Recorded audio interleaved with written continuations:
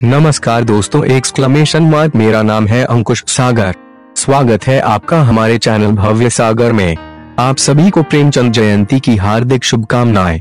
जिस प्रकार दिन की शुरुआत सूर्य के साथ होती है, उसी प्रकार पूरे विश्व साहित्य की शुरुआत मुंशी प्रेमचंद के साथ होती है। मुंशी प्रेमचंद के बिना साहित्य की कल्पना निरर्थक है। यह तो वही बात है जैसे आपने खीर तो बनाई पर आप उसमें चीनी डालना भूल गए, तो आप समझ गए होंगे कि इस खीर का स्वाद कैसा होगा।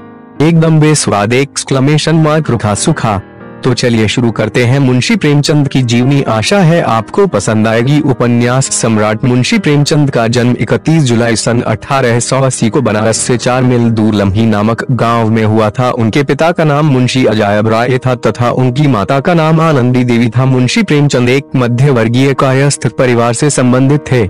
इस मध्य वर्गीय परिवार में साधारण तौर पर खाने ओढ़ने की तंगी तो न थी, परंतु उन्हें अपना पूरा जीवन आर्थिक तंगी में गुजारना पड़ा और इसी आर्थिक तंगी को सहते हुए उन्होंने इस नश्वर संसार से विदा ली। मुंशी प्रेमचंद का वास्तविक नाम धनपत राय श्रीवास्तव था। प्यार से उनके चाचा उन्हें नवाब राय कहकर पुकारते थे। उनकी शिक्षा का आरंभ उर्दू फारसी से हुआ और जीवन यापन का अध्यापन से। पढ़ने का शौक उन्हें बचपन से ही लग गया। 13 साल की उम्र में ही उन्होंने तिलिस्मे होशरुबा पढ़ लिया और उन्होंने उर्दू के मशहूर रचनाकार रतन नाथ सरसार, मिर्जा हादी रुसवा और मौलाना शरहर के उपन्यासों से परिचय प्राप्त कर लिया। 1898 में मैट्रिक की परीक्षा उत्तीर्ण करने के बाद वे एक स्थानीय विद्यालय में शिक्षक नियुक्त हो गए। नौकरी के साथ ही उन्होंने पढ़ाई जारी रखी। 1910 में उन्होंने अंग्रेजी, दर्शन, फारसी और इतिहास लेकर इंटर पास किया और 1919 में बीए पास करने के बाद शिक्षा विभाग के इंस्पेक्टर पद पर नियुक्त हुए। 7 वर्ष की अवस्था में उनकी माता तथा 14 वर्ष की अवस्था में पिता का देहांत हो जाने के कारण उनका प्रारंभिक जीवन संघर्षमय रहा। उनका पहला विवाह 15 साल की उम्र में हुआ, जो सफल नहीं रहा। वे आर्य समाज से प्रभावित रहे, जो उस समय का बहुत बड़ा धार्मिक और सामाजिक आंदोलन था। उन्होंने विधवा विवाह का समर्थन किया और 1906 में दूसरा विवाह अपनी प्रगतिशील परंपरा के अनुरूप बाल विधवा शिवरानी देवी से किया।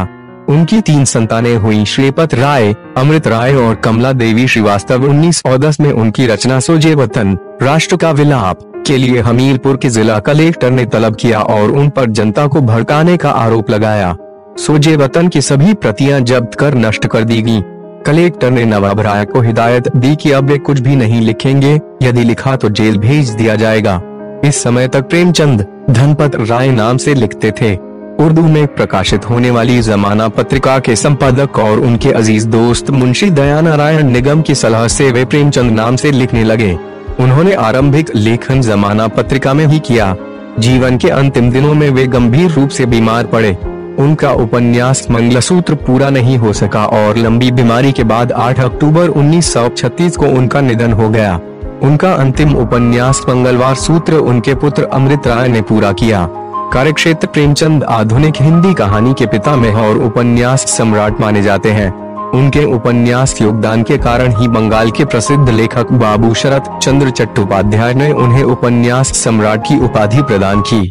यूं तो उनके साहित्यिक जीवन का आरंभ 1901 से हो चुका था, पर उनकी पहली हिंदी कहानी सरस्वती पत्रिका के दिसंबर अंक में 1914 में सौत नाम से प्रकाशित हुई और 1936 में अंतिम कहानी कफन नाम से प्रकाशित हुई। उनसे पहले हिंदी में काल्पनिक, यारी और पौराणिक धार्मिक रचनाएं ही की जाती थी। प्रेमचंद ने हिंदी में यथार्थवाद की शुरुआत की। भारतीय साहित्य का बहुत सा विमर्श जो बाद में प्रमुखता से उभरा, चाहे वह दलित साहित्य हो या नारी साहित्य, उसकी जड़ें कहीं गहरे प्रेमचंद के साहित्य में दिखाई देती हैं। प्रेमचंद के लेख पहली रचना के अनुसार उनकी पहली रचना अपने मामा पर लिखा व्यंग्य थी, जो अब अनुपलब्ध है। उनका पहला उपलब्ध लेखन उनका उर्दू उपन्यास असरारे माबिद है। प्रेमचंद का दूसरा उपन्यास हम खुरमा व हम सवाब, जिसका हिंदी रूपांतरण प्रेमा नाम से 1907 में प्रकाशित हुआ। इसके बाद प्रेमचंद का पहला कहानी संग्रह सोजे वतन नाम से आया, जो 1908 में प्रकाशित हुआ। देशभक्ति की भावना से ओतप्रोत होने के कारण इस पर अंग्रेजी सरकार ने रोक लगा दी और इसके लेखक को भविष्य में इस तरह का लेखन न करने की चेतावनी दी। इसके कारण उन्हें नाम बदल कर लिखना पड़ा। प्रेमचंद नाम से उनकी पहली कहानी बड़े घर की बेटी जमाना पत्रिका के दिसंबर 1910 के अंक में प्रकाशित हुई। मरणोपरांत उनकी कहानियां मानसरोवर नाम से 8 खंडों में प्रकाशित हुईं। कथा सम्राट प्रेमचंद का कहना था कि साहित्यकार देशभक्ति और राजनीति के पीछे चलने वाली सच्चाई नहीं बल्कि उसके आगे मशाल दिखाती हुई चलने वाली सच्चाई है। यह बात उनके साहित्य में उजागर हुई है। 1921 में उन्होंने महात्मा गांधी के आह्वान पर अपनी नौकरी छोड़ दी। कुछ महीने मर्यादा पत्रिका का संपादन भार संभाला। 6 साल तक माधुरी नामक पत्रिका का संपादन किया। 1930 में बनारस से अपना मासिक पत्र हंस शुरू किया और 1932 के आरंभ में जागरण नामक एक साप्ताहिक और निकाला। उन्होंने लखनऊ में 1936 में अखिल भारतीय प्रगतिशील लेखक संघ के सम्मेलन की अध्यक्षता की। उन्होंने मोहन दयाराम भवनानी की अजंता सिनेटोन कंपनी में कहानी लेखक की नौकरी भी की। 1934 में प्रदर्शित मजदूर नामक फिल्म की कथा लिखी और कॉन्ट्रैक्ट की साल भर की अवधि पूरी किए बिना ही 2 महीने का वेतन छोड़कर बनारस भाग आए। उन्होंने मूल रूप से हिंदी में 1915 से कहानियां लिखना और 1918 सेवा सदन से उपन्यास लिखना शुरू किया। 1921 में असहयोग आंदोलन के दौरान महात्मा गांधी के सरकारी नौकरी छोड़ने के आह्वान पर स्कूल इंस्पेक्टर पद से 23 जून को त्याग पत्र दे दिया। इसके बाद उन्होंने लेखन को अपना व्यवसाय बना लिया। मर्यादा, माधुरी आदि पत्रिकाओं में वे संपादक पद पर कार्यरत रहे। इसी दौरान उन्होंने प्रवासी लाल के साथ मिलकर सरस्वती प्रेस भी खरीदा तथा हंस और जागरण निकाला। प्रेस उनके लिए व्यावसायिक रूप से लाभप्रद सिद्ध नहीं हुआ। 1933 में अपने ऋण को पटाने के लिए उन्होंने मोहनलाल भवनानी के सिनेटोन कंपनी में कहानी लेखक के रूप में काम करने का प्रस्ताव स्वीकार कर लिया। फिल्म नगरी प्रेमचंद को रास नहीं आई। वे 1 वर्ष का अनुबंध भी पूरा नहीं कर सके और 2 महीने का वेतन छोड़कर बनारस लौट आए। उनका स्वास्थ्य निरंतर बिगड़ता गया। लंबी बीमारी के बाद 8 अक्टूबर 1936 को उनका निधन हो गया। प्रेमचंद की भाषा शैली एकदम सटीक और साधारण थी, इसलिए उनकी हर रचना सीधे जनवरी मानस के मन पर असर करती है। उन्होंने सदैव समाज की बुराइयों पर बहुत ही मार्मिक और गहरे तरीके से कटाक्ष किए हैं। उनकी हर रचना निचले दर्जे के लोगों की समस्याओं और शोषण को बखूबी दर्शाती थी। प्रेमचंद की रचनाएं मुंशी प्रेमचंद की रचना दृष्टि विभिन्न साहित्य रूपों में प्रवृत्त हुई। बहुमुखी प्रतिभा संपन्न प्रेमचंद ने उपन्यास, कहानी, नाटक, समीक्षा, लेख, संपादकीय, संस्मरण आदि अनेक विधाओं में साहित्य की सृष्टि की।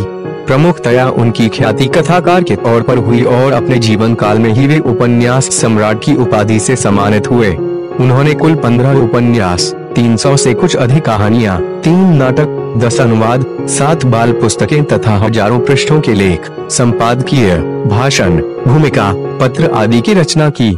आइए अब हम बात कर लेते हैं मुंशी प्रेमचंद की रचनाओं के बारे में। पहले हम उपन्यासों को देखते हैं। 1 सेवा सदन 1818, 2 प्रेमाश्रम 1922, 3 रंगभूमि 1925, 4 कायाकल्प 1927, 5 निर्मला 1927, 6 प्रतिज्ञा 1929, 7 गबन 1931, 8 कर्मभूमि 1933 और गोदान 1936। और प्रेमचंद ने तकरीबन 300 से अधिक कहानियां लिखी है, जिनमें मुंशी प्रेमचंद के अनुसार 15 कहानियां सर्वश्रेष्ठ है, जो इस प्रकार हैं। 1 बड़े घर की बेटी, 2 रानी सारंधा, 3 नमक का दरोगा, 4 सौत, 5 आभूषण, 6 प्रायश्चित, 7 कामना, 8 मंदिर और मस्जिद, 9 घास वाली, 10 महातीर्थ, 11 सत्याग्रह, 12 लक्षण, 13 सती, 14 लैला, 15 मंत्र। इसके अलावा मुंशी प्रेमचंद ने 3 नाटक, संग्राम करबला तथा प्रेम की वेदी और 1 जीवन शेख शादी भी लिखी है।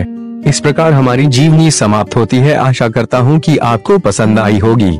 आप सभी को प्रेमचंद जयंती की हार्दिक शुभकामनाएं।